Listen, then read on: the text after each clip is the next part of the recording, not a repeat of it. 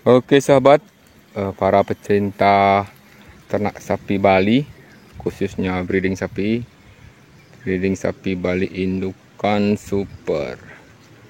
Mungkin selama ini sahabat banyak mengeluh ataupun mengalami tantangan merawat sapi indukan, di mana sapi indukan yang super biasanya kebanyakan macir ataupun birahinya lambat. Nah, itulah masalah yang sering teman-teman ataupun sahabat yang dihadapi sebagai peternak pemula seperti saya sekarang ini, berusaha untuk berbagi informasi tentang pengalaman kita sebagai peternak sapi Bali, tentang bagaimana cara kita untuk supaya sapi indukan kita itu cepat birahi. Nah, sekarang ini sudah 7 bulan ini indukannya sudah melahirkan dan pedetannya sudah kita jual. Tentunya ini hal yang sangat merugikan kita, di mana sampai sekarang ini belum kita mendapati indukan kita ini birahi, dan tentunya itu kita belum bisa kawinkan. Jadi untuk mendapatkan indukan pedetan setahun sekali itu harus kita minimal 3 bulan sudah kita kawinkan. Tapi ini sudah 7 bulan, jadi banyak kemunduran, artinya kosong bulan-bulan ini, kita tidak bisa mendapatkan pedetan. Jadi pengalaman kita di sini sering menjumpai hal seperti ini. Kadang-kadang bagi peternak, karena tidak sabar, otomatis sapinya dijual karena merasa rugi.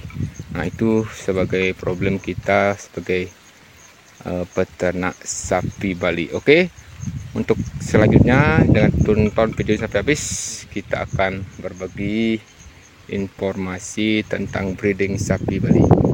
Jangan lupa like, komen, dan subscribe.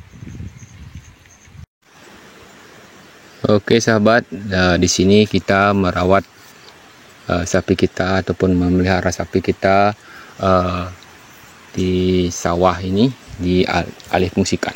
Dan di sekitaran sawah ini kita memiliki gubuk di sini, tempat kita untuk beristirahat siang, beraktivitas sambil berternak dan juga bertani, di mana tempat ini dulunya adalah sawah dan sekarang kita alih fungsikan dan ditanami dengan tanaman keras seperti kelapa. Nah, kelapa ini di sini sudah tumbuh tinggi-tinggi, jadi gampang kita mengembalakan sapi. Jadi kalau kita breeding di sini semangat bagus, karena breeding sapi Bali itu kita usahakan untuk mengembalakan supaya sapinya itu dapat berjalan-jalan, mendapatkan sinar matahari, karena sifat asli dari sapi Bali itu lepas liar, itu bebas di alam terbuka. Jadi dia itu secara alami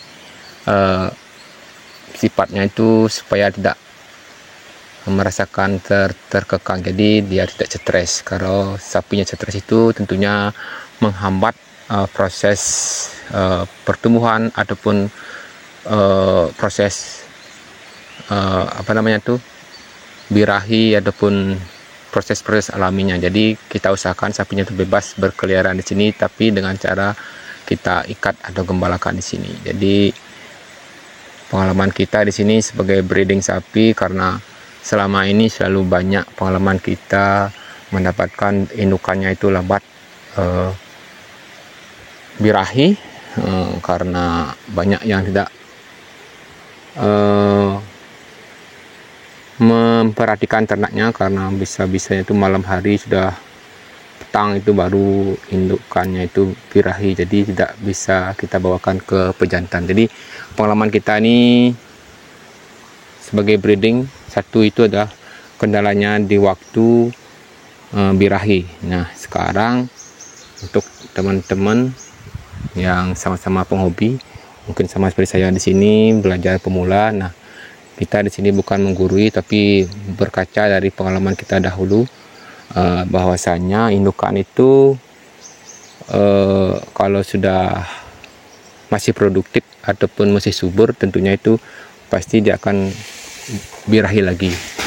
Beda dengan kalau indukannya itu sudah tidak bisa birahi, itu biasanya kalau sudah tidak ada apa namanya itu, seperti dokter hewan biasa bilangnya itu sudah kosong, itu bibit dalam kininya itu, kandungannya itu sudah kosong, tidak ada bibit ataupun kantong anaknya itu sudah kosong, itu pasti tidak akan bisa kita rangsang lagi. Tapi kalau masih subur itu biasanya secara alami kita bisa, pengalaman kita di sini memberikan pakan tambahan, tentunya itu yang mempengaruhi ataupun menambah hormon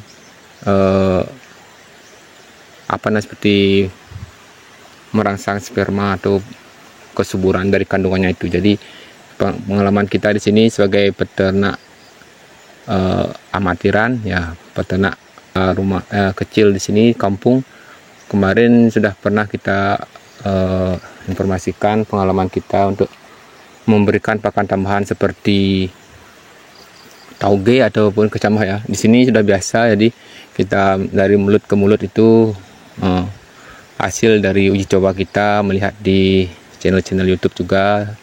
Dengan bagi sharing-sharing itu kita bisa bermanfaat, tentunya kita bisa mengimplementasikan atau mempraktekkan langsung. Ternyata memang reaksinya bagus itu. Dengan memberikan pakan tambahan itu, kita campurkan di rumputnya itu, sapi indukan kita itu bisa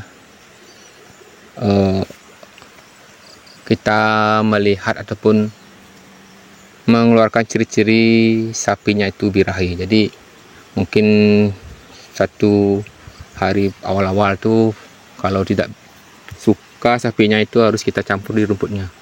Jadi 1 hari, 2 hari, 3 hari itu harus kita berturut-turut berikan, nah, itu biasanya. Jadi minimal 1 minggu setelah itu ada reaksi. Makanya kita harus pantau terus ternaknya pagi, siang, sore, dan malam itu, supaya nanti kalau birahi tidak sia-sia lagi. Jadi usahakan kita mengorbankan waktu untuk menemukan ciri-ciri sapi kita itu birahi. Jadi karena kalau tidak itu kita utamakan, jadi kita akan kembali merugi.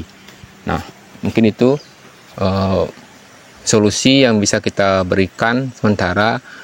Satu informasi ini bermanfaat secara sederhana, jauh dengan ilmu dokter hewan. Mungkin penambahan hormon-hormon itu tentunya itu dilakukan oleh orang-orang ataupun keahlian khusus. Jadi secara alami kita memberikan pakan tambahan seperti tauge itu bisa kita dapatkan dengan kita beli di pasar ataupun kita buat sendiri ya. Dengan kacang hijau itu kita jadikan kecambah ya, itu hasil dari tauge itu kacang hijau.